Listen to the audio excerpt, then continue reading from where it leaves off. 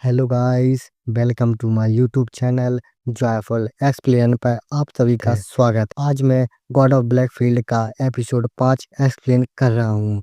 आइए हमारी मनवा की शुरुआत करते हैं। हमारी मनवा की शुरुआत वहीं से होती है जब कांग को ली के 5 दोस्त घेर लेते हैं। तो कांग उनको देख के मुस्कुराता है और सबसे कहता है कि मैं बहुत आलसी हूँ, तुम सभी एक साथ आ जाओ। तभी उनमें से एक बंदा गुस्से से कहता है कि क्या तुम्हारा दिमाग अच्छे से काम नहीं कर रहा है? मैं अकेला ही काफी हूँ तुझ जैसे ब्रैट को सबक सिखाने के लिए। और वो अपने हाथ का मुक्का बना के पीछे से उसे मारने के लिए जाता है। फिर उसको कांग पीछे मुड़ के देख लेता है और उसके फेस पे अपना ही एक मुक्का दे मारता है, जिससे वह बंदा दूर जाके फेंकता है। ये देख के ली के सारे बंदों के और सब लोग कांग को शौक की नजर से देख रहे होते हैं। ली का तो मुंह खुला का खुला रह जाता है। फिर कांग का बेडस लुक दिखाया जाता है। फिर कांग पीछे मुड़ के उन सभी से कहता है कि तुम लोगों को सुनना चाहिए जब कोई बड़ा बुजुर्ग तुम लोगों को एडवाइस दे। और फिर कहता है कि एक गया 4 बाकी है। फिर कांग सबकी ओर देख के उनसे कहता है कि जबकि तुम लोगों को अच्छे से लड़ना नहीं आता है तो तुम लोगों को मैं सिखाता हूँ। तुम लोगों को अलग अलग जगह मार के। फिर हमें सीन दिखाया जाता है, एक ये बंदा दिखाया जाता है जिसके थोड़े बड़े बाल हैं। उससे उसके बगल में एक बंदा खड़ा है। उन दोनों से कांग कहता है तुम लोगों के मैं सर पे मारूंगा। और वो लाल बाल हैं जिसके, और ये और पीले बाल हैं जिसके, उन दोनों के पैरों पे मारूंगा। और तुम लोगों को मैं अलग अलग एंगल से अलग अलग दिशा से मारूंगा। तभी तभी वो मास्क वाला बंदा कहता है कि ज्यादा होशियार मत बन, तुम बस इस टाइम के लिए लकी था। और सबसे कहता है कि चलो मारो इसे। तो सब लोग कांग को पीटने के लिए जाने लगते हैं और कांग उन सभी को देखता है। तभी कांग मास्क वाले बंदे का मुक्का डॉज करता है और बड़े बालों वाले बंदे के मुंह पर एक मुक्का दे मारता है, जिससे उसके गाल से ब्लड आने लगता है। तभी ऑरेंज बालों वाला काले बालों कांग की तरफ मुक्का बना के दौड़ते हुए कांग भी दौड़ते हुए आता है। तभी कांग भी उसकी तरफ मुक्का बना के दौड़ते हुए आता है।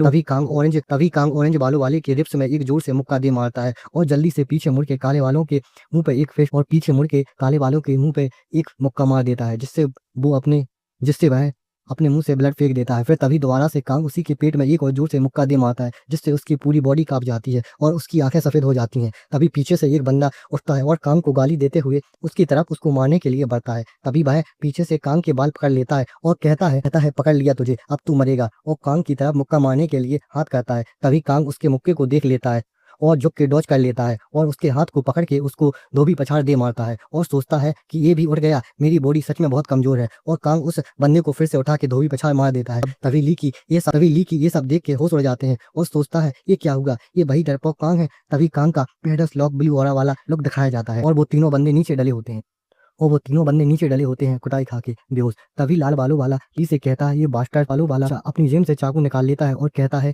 मुझे नहीं लगा था कि मुझे इसे निकालने की जरूरत पड़ेगी। तभी काम इसको देख के स्माइल करते हुए कहता है कि जब तुम अपनी जान को दांव पे लगाओ तभी तुम्हें वेपन उठाना चाहिए। तभी वह लाल बालों वाला लड़का चाकू से कांग पे अटैक कर देता है। कांग उसकी चाकू से बच रहा होता है और उसके चाकू वाला हाथ पकड़ लेता है और उसके हाथ को मोड़ देता है। तभी लाल बालों वाला लड़का दर्द में चिल्लाता है, ये दर्द कर रहा है। तभी कांग उसका हाथ तोड़ देता है और दर्द में चिल्लाते हुए नीचे गिर जाता है। तभी कांग ली की तरफ देखता है तो ली देख कर डर जाता है। तो फिर कांग स्माइल करते हुए ली से कहता है कि बस अब तुम और मैं बचे हैं। तभी ली डरते हुए कहता है नो। ली कहता है धत, उसके चेहरे पर डर के मारे पसीना आ रहा होता है। तभी कांग नीचे पड़ी चाकू उठाता है और कहता है डरो मत, इसमें कहीं ना कहीं मेरी भी गलती है। मैं आज सुबह तुम पे बहुत इजी गया था, बहुत कम कुटाई की थी, इसलिए तुम कल के लिए नहीं रुक सके। आज ही दोबारा आ गए मुझसे अपना बदला लेने के लिए।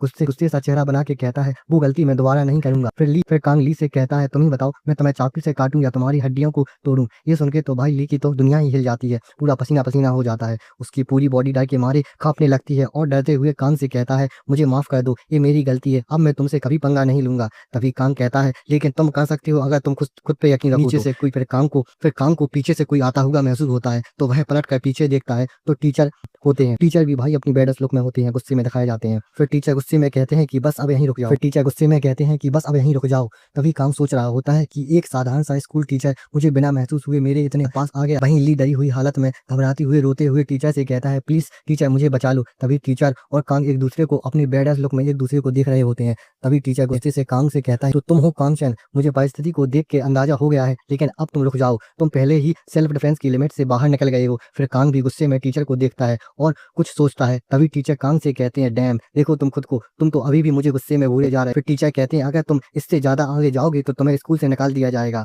बहुत कठिन होगा कि तुम्हें बिना कोई पनिशमेंट के छोड़ दिया जाए। तभी कांग कहता है मेरा भी कोई इरादा नहीं है स्कूल में पढ़ने का। तभी कांग टीचर से कहता है मेरा भी कोई इरादा नहीं है स्कूल में आने का। तभी टीचर गहरी सांस छोड़ते हैं और पीछे मुड़ के कांग से कहते हैं कि और एक स्टूडेंट कर भी क्या सकता है बिना स्कूल का। कांग से कहते हैं चलो छोड़ो, अब मैं इसे संभाल लूंगा, अब तुम घर जाओ। हाँ, और अगर तुम्हारे पास कोई सबूत है कि ये लोग तुम्हें परेशान करते हैं तो ले आना। तभी टीचर एक बंदे के पास। तभी कांग पीछे मुड़ के जाते हुए सोचता है अभी इनसे लड़ने का कोई जरूरत नहीं है। तभी टीचर कांग को बुलाते हैं और पूछते हैं कि तुम ऐसा लड़ना कहाँ से सीखे हो। फिर कांग कहता है मैंने इंटरनेट से सीखा है।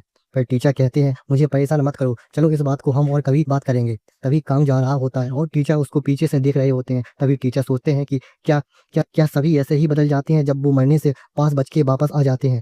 तभी हमें मार्केट का सीन दिखाया जाता है जहाँ रास्ते में काम चलता हुआ दिखाया जाता है और सोच रहा होता है कि इतना सब काफी होगा मेरी ओरिजिनल बॉडी के मालिक को संतुष्ट करने के लिए, चलो अब घर चलते हैं। तभी कांग बाल कटाने हेयर सैलून के पास पहुंच जाता है और अपने आईना में अपनी शक्ल देखता है और अपने बाल देखता है और सोचता है कि हाँ अब लग रहा है यह एक ट्रू कांग चैन। फिर वह किसी और दुकान पर जाता है। तभी अंदर आके एक टेबल पे बैठ के कुछ खाने को लिए मंगाता है। अब ये कोरियन चीज़ है, पता नहीं है कौन सी चीज़ है, तो मैं तो खाने की चीज़ कहूँगा। यह तो वह खाने के लिए कुछ मंगाता है। टेबल पे बैठ के सोच रहा होता है कि यहाँ कितना अच्छा है। तभी उसे अपने पास्ट की कुछ यादें याद आती हैं जब वह किसी होटल में कुछ खा रहा होता है और उसके पास एक फ्लाइट टिकट होता है। खाना खाते हुए सोचता है कि इसको प्रेजेंट में आ जाते हैं। वह खाना खाते हुए ही सोचता है कि यह इतना भी अच्छा नहीं। फिर वह देखता है कि उसके फोन में उसकी मदर की कॉल आई होती है। फिर वह कॉल उठा के हेलो कहता है। तभी उसकी मदर उससे कहती है कांग आज ये क्या हुआ। तभी कांग कहता है मैं आपको घर आके सब बताता हूँ। तभी उसकी मदर कहती है ऐसे नहीं कहना चाहिए था। अच्छा ये बताओ तुम कहाँ हो, मैं तुम्हें अभी लेने आ रही हूँ। तभी कांग सीरियस सा फेस बना के कहता है कि मैंने कहा है ना कि मैं घर आके सब कुछ बताता